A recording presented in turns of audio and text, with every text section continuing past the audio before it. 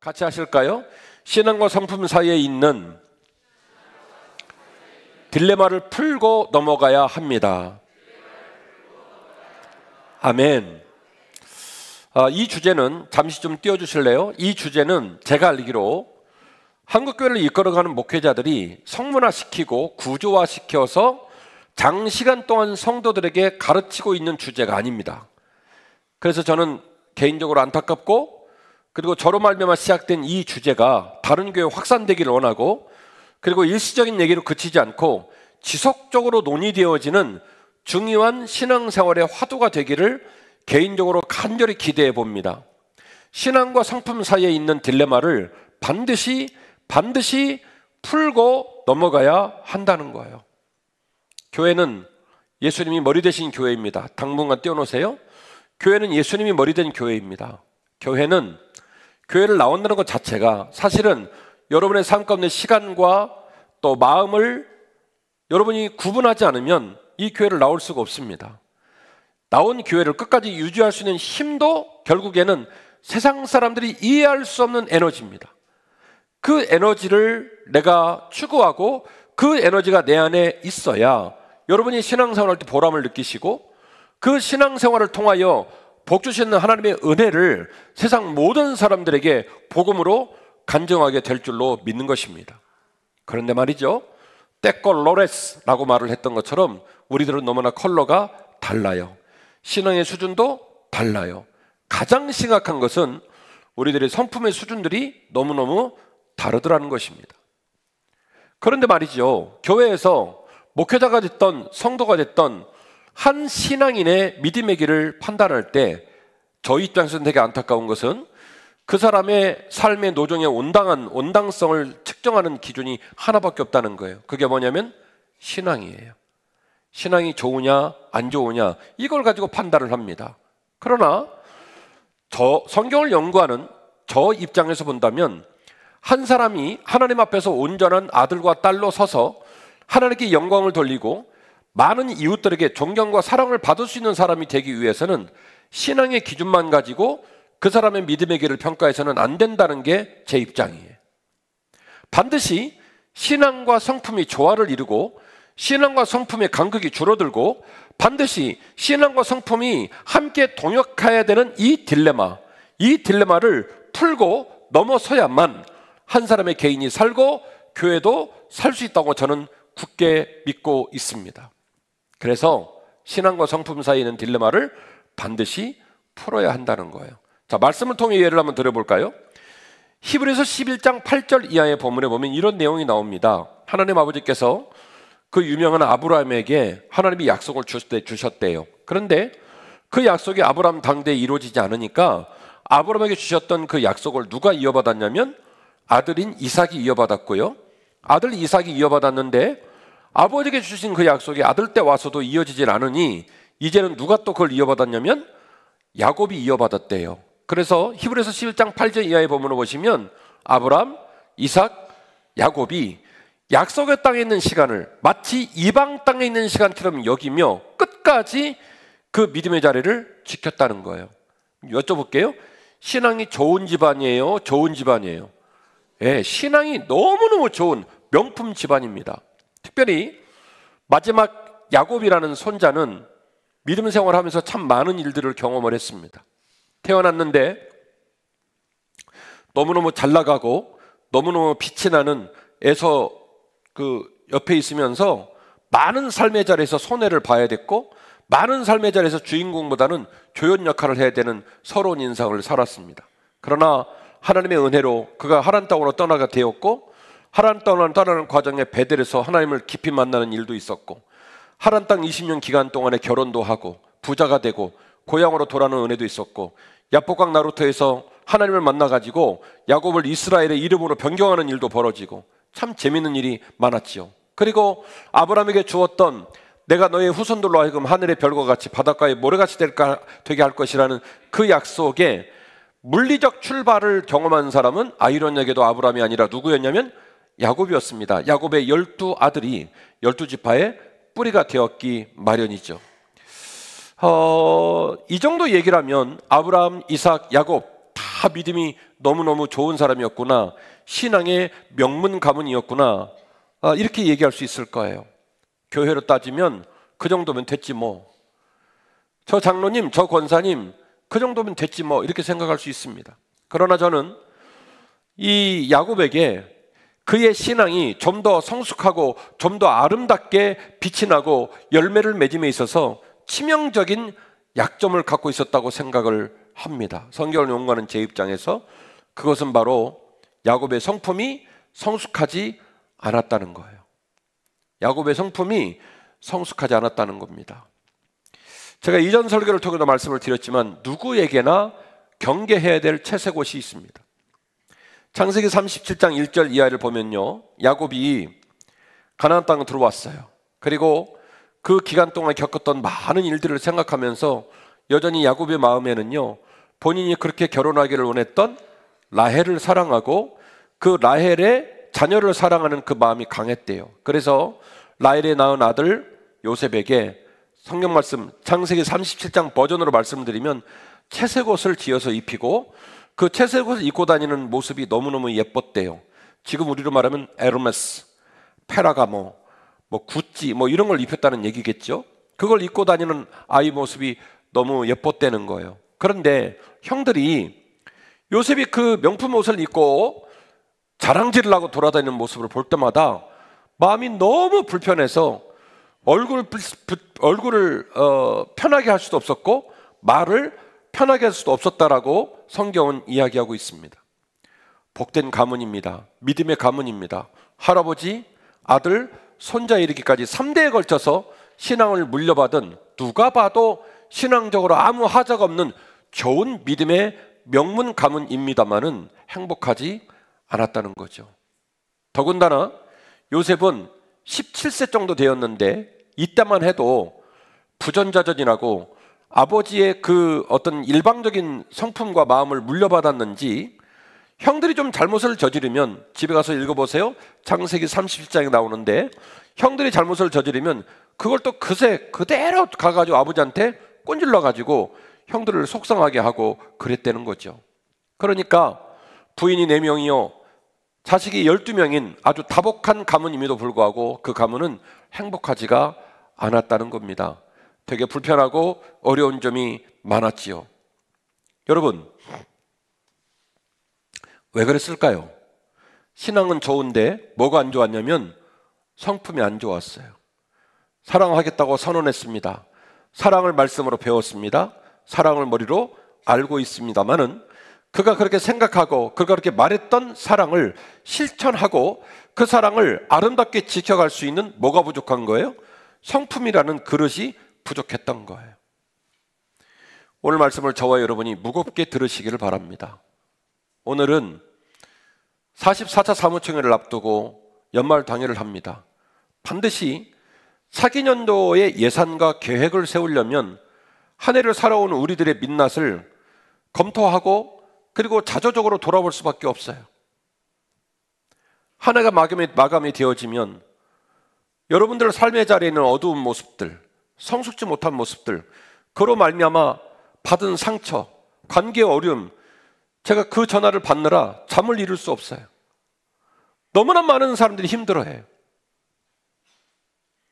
십자가 앞에서 우리는 욕지거리를 배운 적이 없습니다. 일방적 폭력을 배운 적도 없습니다.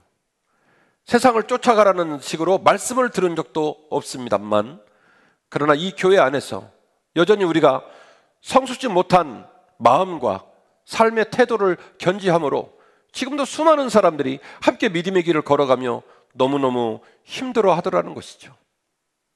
외양을 놓고 보면 행복할 교회입니다. 담임 목사가 강대상에서 끊임없이 건강을 선포하고 행복을 선포하니 그런 말씀대로 건강해지고 행복해졌겠지만, 그러나 우리가 여전히 목표를 놓고 나아가면서도 한 해를 마감하면서 뒤를 돌아볼 때는 부끄럽고 부족하고 너무나 안타까운 모습들이 많이 있더라는 것이죠. 성경이 잘 나오지 않습니다만은 저는 이 집안의 레아의 소생들의 눈물을 많이 묵상을 해봤어요. 자, 이런 스토리지 않습니까?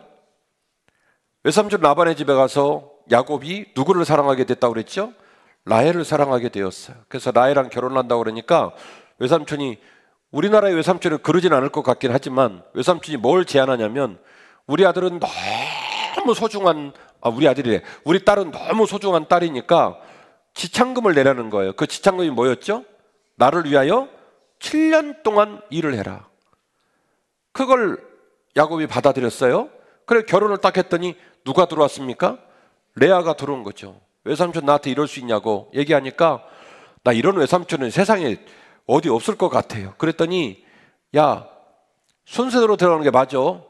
그 라헬이 너무너무 좋으면 또다시 몇 년이요? 7년 이래. 몇 년 된 겁니까? 14년.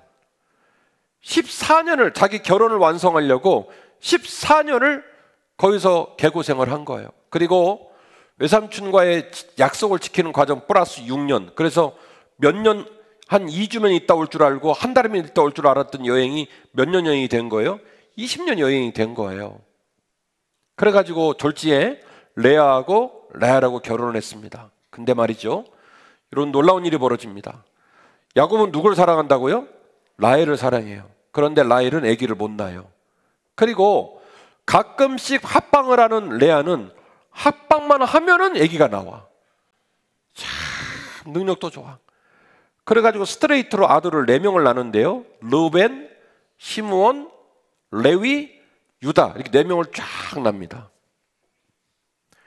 그러니까 라헬이 그걸 보니까 뚜껑이 열리는 거예요. 우리 여보는 나를 사랑하고 언니를 사랑하지 않는데 언니는 순풍순풍 애를 낳고 나는 아기를 못 낳으니까. 저는 여자분들이 무서워요.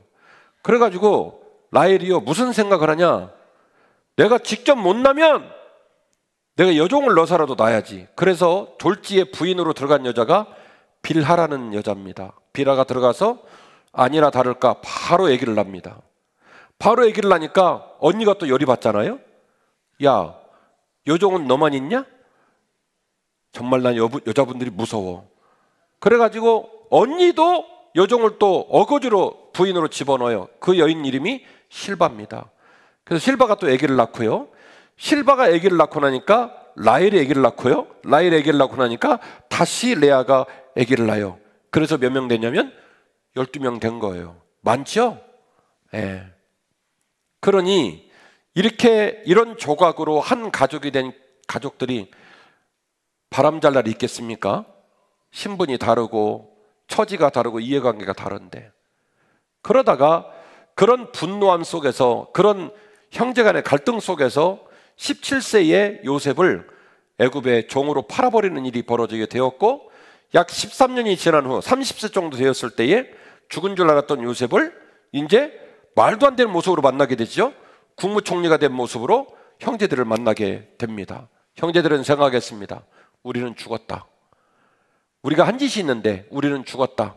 절망하고 있는 상황 속에서 다시 길이 열리게 되어지죠. 그러나 그 길을 열어가는 길은 만만치가 않았습니다. 요셉이 말합니다. 베냐민 데려와라. 베냐민 데려와라. 그래서 베냐민을 데려오지 않을까봐 하여서 누구를 포로로 잡냐면 두 번째 아들인 시므온을 포로로 잡습니다. 그리고 돌아와서 아버지가 말합니다. 아버지, 시므온이 지금 포로로 잡혀 있습니다. 베냐민을 내어주십시오.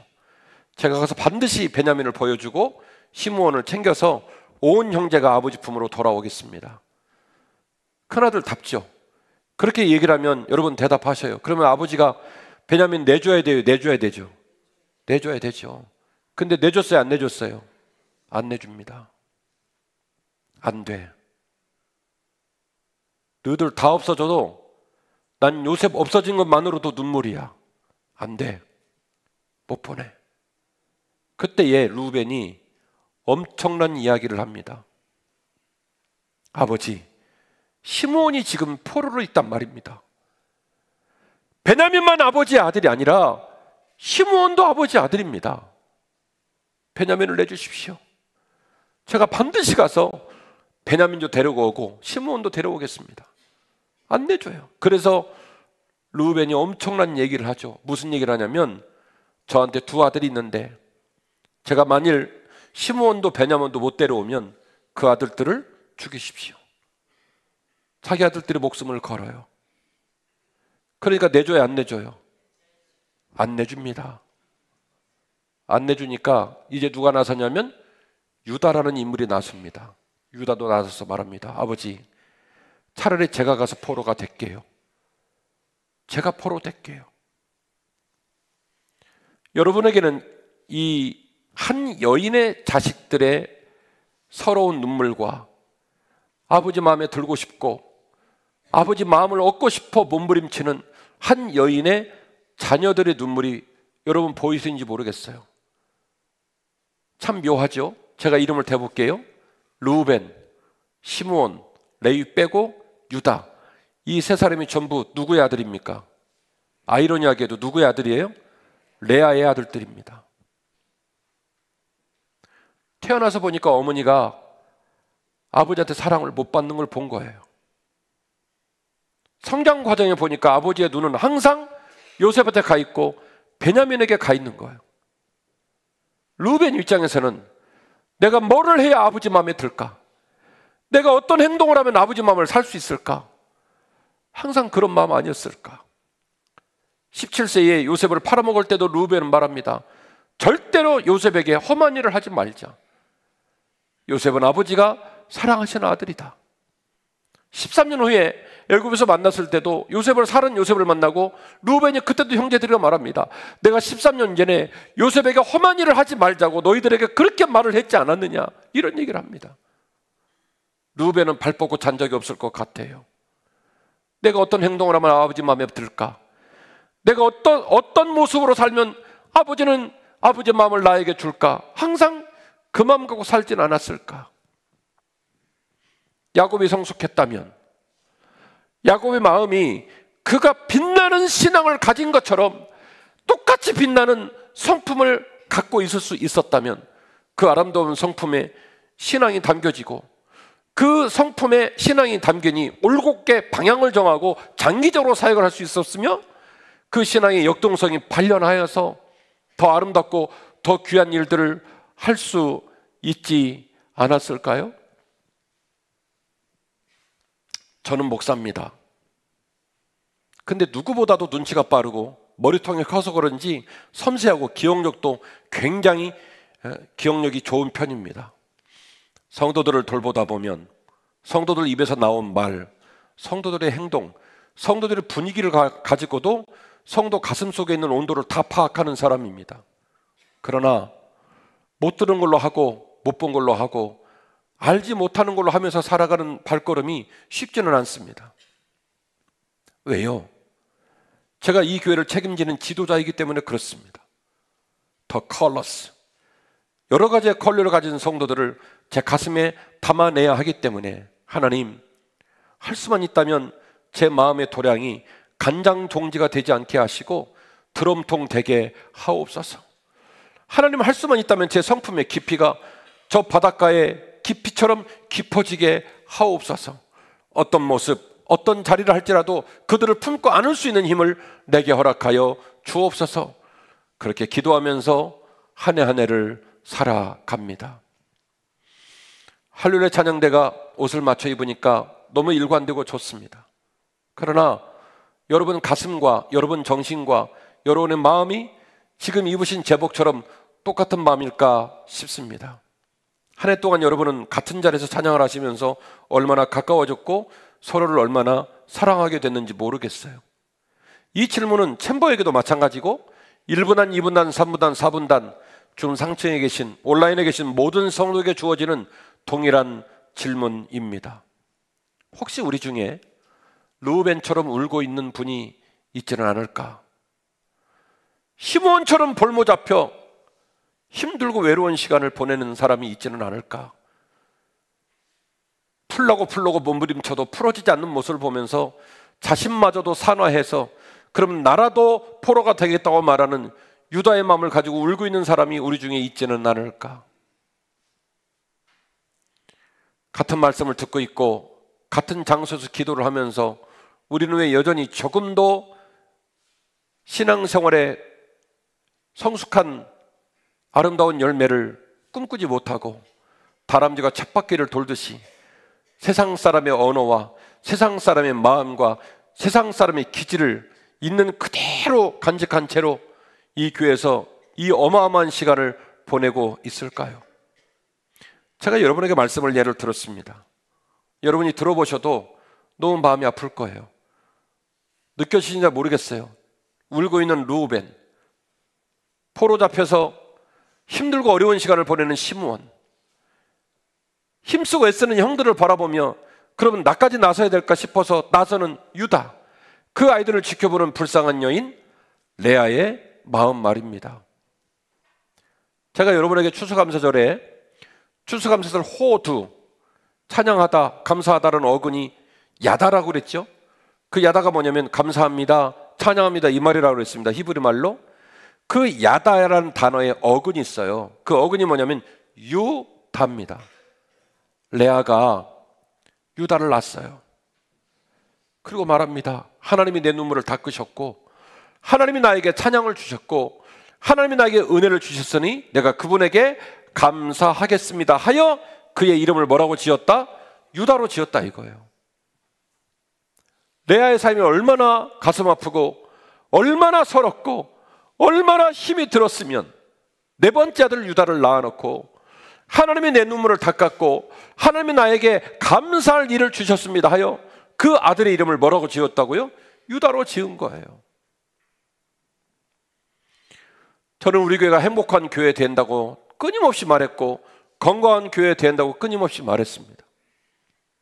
제가 여러분을 사랑한다고 말하지만 이 세상의 사랑은 일방적 사랑은 없어요.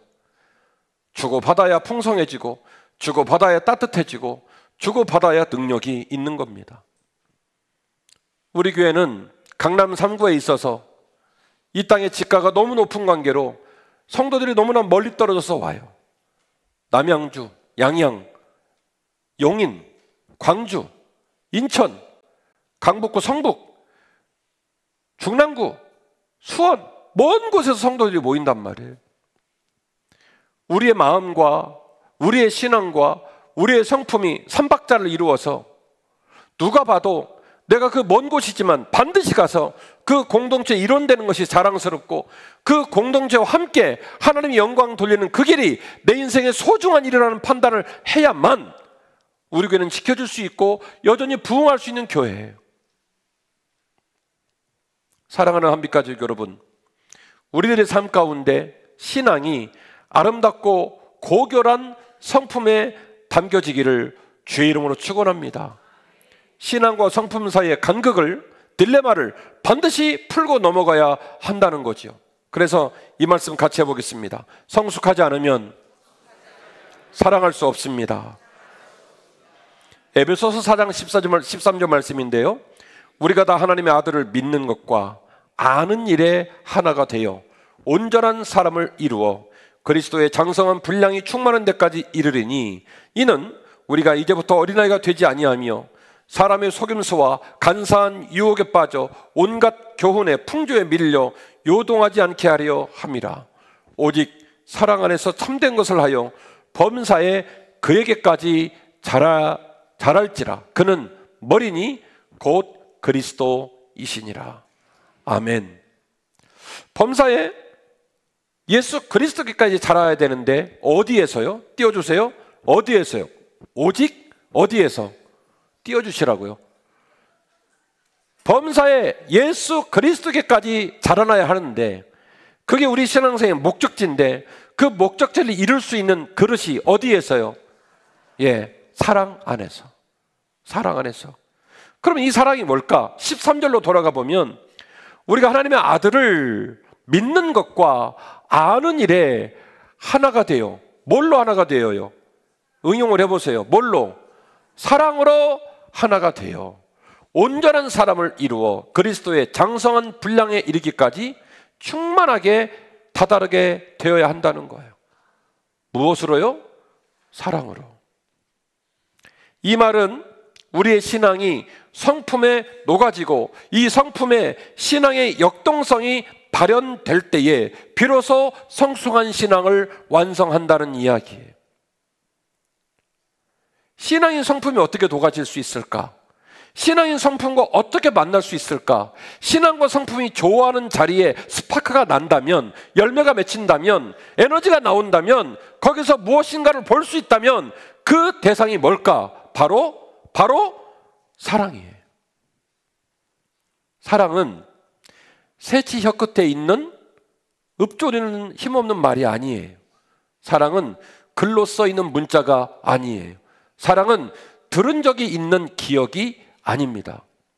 사랑은 손과 발에 담기는 희생이고, 사랑은 손과 발에 담기는 헌신이고, 사랑은 그들의 삶 가운데 열매로 드러나는 따뜻한 영향력이에요. 오늘 김태국 장로님이 간증을 하시면서 말을 할까 말까 해서 제가 대신 해드릴게요. 그동안 150개를 넘어오면서 엠마우스 영성훈련을 통과한 사람이 약 1만 5천 명 정도 됩니다. 어마어마한 인원들이 스스로 돈을 내고 20만 원씩 등록금을 내는데, 우리 교회에서 등록하는 분들은 교회에서 10만 원씩 지원을 해드립니다. 얼마나 친절해요, 담임 목사가. 그죠? 그런데 캔디데이트로 참석을 하시고 난 이후에도 그들이 섬김에 오면서 또 돈을 내요. 자발적으로 돈을 내고 격려하고, 왜냐하면 그래야 엠마우스 영성훈련을 돌아가기 때문에 그렇습니다. 여러분, 그날 만찬을 잡수는 중에 보면은 어떤 장로님은요, 장로님 한 분이 지금까지 하고 있는데요, 매 기수별로 돼지를 2마리를 잡아와요. 수육을 만들어 가지고, 놀래지도 않으시래. 100명이 실컷 먹을 수 있는 분량을 잡아오는데, 1년에 한 번 잡아오느냐? 아니에요. 매 기수마다 동일 인물이 돼지 2마리를 해옵니다. 그리고 어떤 생색을 내지 않고 주방에서 오직 고기 잘라서 섬기는 일만 해요.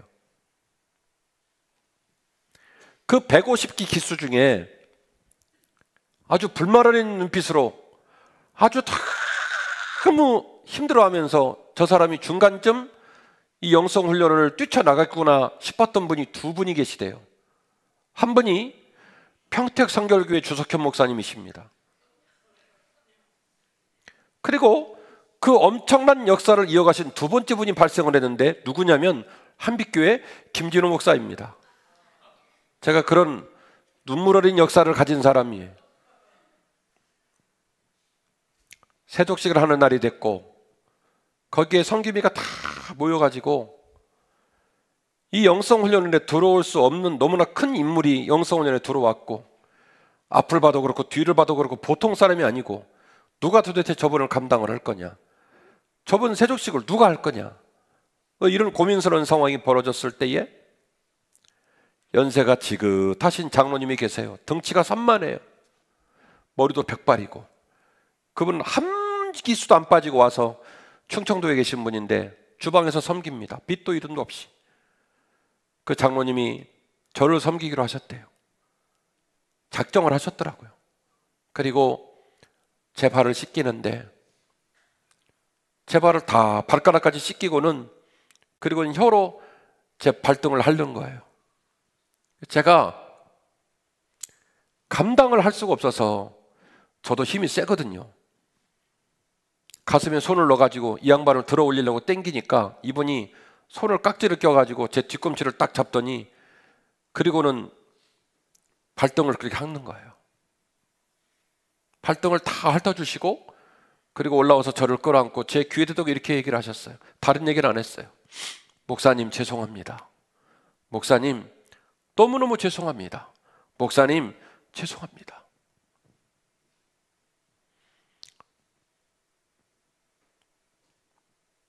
제가 거기서 깨졌어요. 잘 나가면 얼마나 잘 나가고, 떳떳하면 얼마나 떳떳하고, 예의, 경우를 말하면 그 예의와 경우가 얼마나 힘이 있는지 모르겠습니다만은, 생판 처음 본 사람들이 길바닥에 무릎을 꿇고 캔디데이트를 그렇게 섬기는 걸 보고도 제 눈에서는 노여운 눈빛이 가시질 않았어요. 왜 그렇게 사람을 귀찮게 하고 힘들게 할까? 제 눈에서는 노여운 눈빛이 가시지를 않았어요. 아마 그 노여운 눈빛 때문인지 그 장로님은 제 귀에 대고 끊임없이 말씀하시기를, 목사님 우리가 죄송합니다. 목사님, 우리가 죄송합니다. 참 많이 울었어요.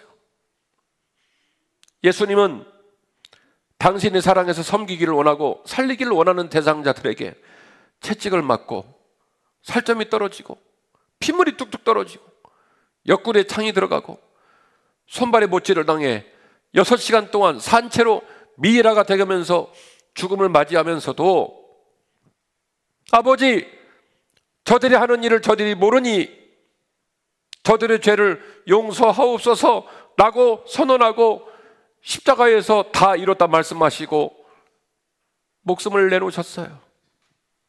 그 예수님을 전하는 목사라는 인간이 어쩌면 그렇게 자존심을 내세우고 옹졸한 마음을 가지고 이렇게 사람들에게 마음을 나눠주지 못했을까? 울고 또 울었단 말입니다. 16절 말씀인데요, 그에게서 온몸이 각 마디를 통하여 도움을 받음으로 연결되고 결합되어 각 지체의 분량대로 역사하여 그 몸을 자라게 하며 어디에서요? 어디에서? 사랑 안에서 스스로 세우느니라.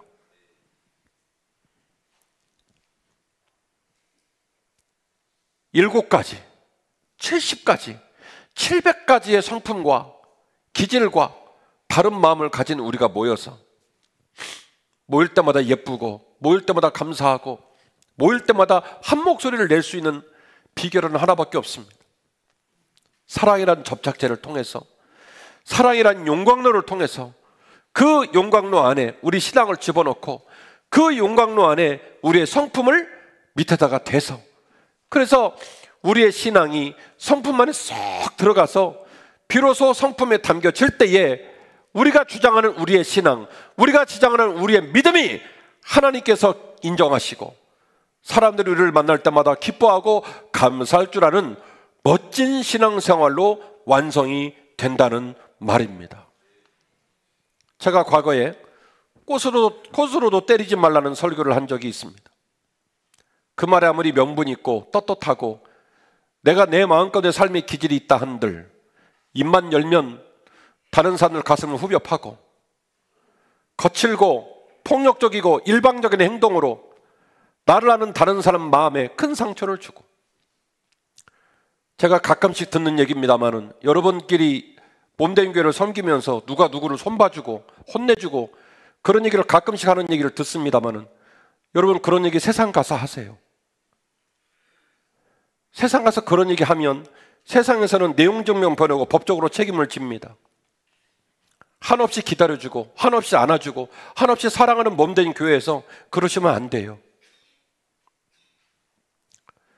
우리의 신앙과 우리의 성품의 딜레마, 우리의 신앙과 우리의 신앙의 이 간극이 줄어들고 일치되지 아니하면 우리 교회는 건강한 교회가 될 수 없습니다. 하나님께서 기뻐하시는 교회가 될 수 없습니다. 반드시 우리의 신앙이 아름다운 성품에 담겨질 수 있도록 경건을 지향하고 성숙한 인품 가운데 예의 바른 모습으로 내가 봐도 나름이 봐도 하나님 봐도 정말로 아름다운 모습을 목표로 두고 그 목표 앞에 헌신하고 그 목표를 이루지 못하는 우리들의 모습으로 슬퍼하고 그렇게 살아도 될까 말까 한 게 우리의 인생이에요. 엄중하게 이 말씀을 받으며 내 마음을 들여다보며 내 삶을 들여다보며 믿음으로 세워지시는 저와 여러분 되셔서 십자가 붙들고 하나님 만나러 와서 상처받고 깨지고 눈물 흘리고 세상보다 더한 아픔을 겪는 말도 안 되는 교회, 그런 교회를 배격하고 그런 교회와 싸우고 그런 교회 되고 싶지 않아 몸부림치는 저와 여러분 되시기를 주의 이름으로 축원합니다. 사랑은 생각에 머무는 관념이나 새치 혀끝에 머무는 허망한 추상적 개념이 아닙니다. 사랑은 죽음을 이기고 상처를 치유하며 절망 가운데 있는 이들에게 희망을 선물하는 능력입니다. 사랑은 인간의 심리와 의지 중에 가장 강력한 단계에 이를 때에 비로소 빛이 나는 위대한 에너지입니다. 우리 모두가 사랑을 기대하고 그 사랑의 강력한 접착제로 우리의 신앙을 성품에 잘 담아내어서 작은 천국이 우리 마음에 이루어지고 우리 교회에 이루어지기만을, 그 강력한 에너지로 내 개인의 신앙을 지키고 우리 교회의 미래와 부흥을 위해 헌신할 수 있기만을 주의 이름으로 축원합니다.